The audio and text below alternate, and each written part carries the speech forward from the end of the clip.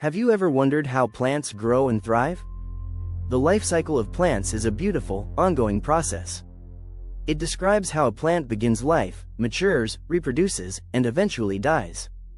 Every plant has a specific life cycle, ensuring its survival on Earth. The life cycle of a flowering plant consists of three main phases: the haploid phase, the gametophyte phase, and the diploid phase, also known as the sporophyte phase. These phases alternate in a process called the alternation of generations. So, what exactly is a plant's life cycle?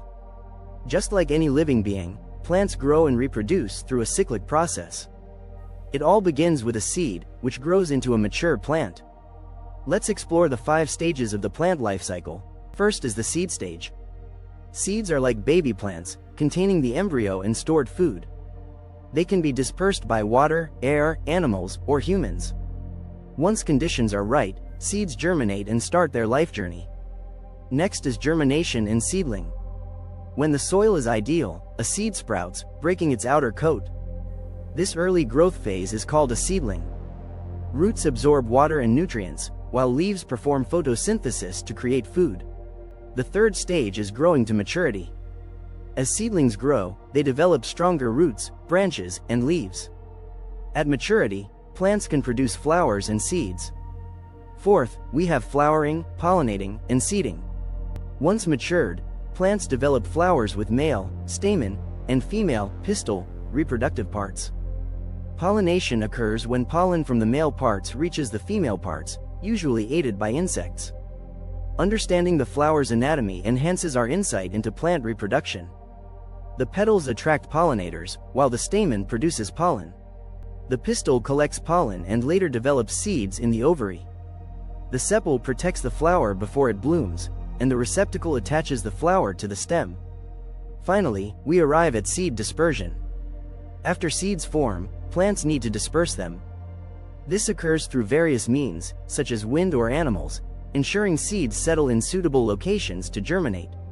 Not all plants reproduce from seeds.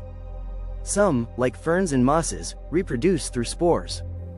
Meanwhile, flowering plants primarily use 2 methods for pollination: insects or wind. Insect-pollinated flowers have bright colors and sweet scents to attract butterflies and bees, which carry pollen.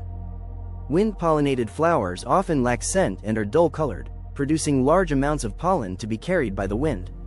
Fertilization happens when pollen lands on a compatible stigma.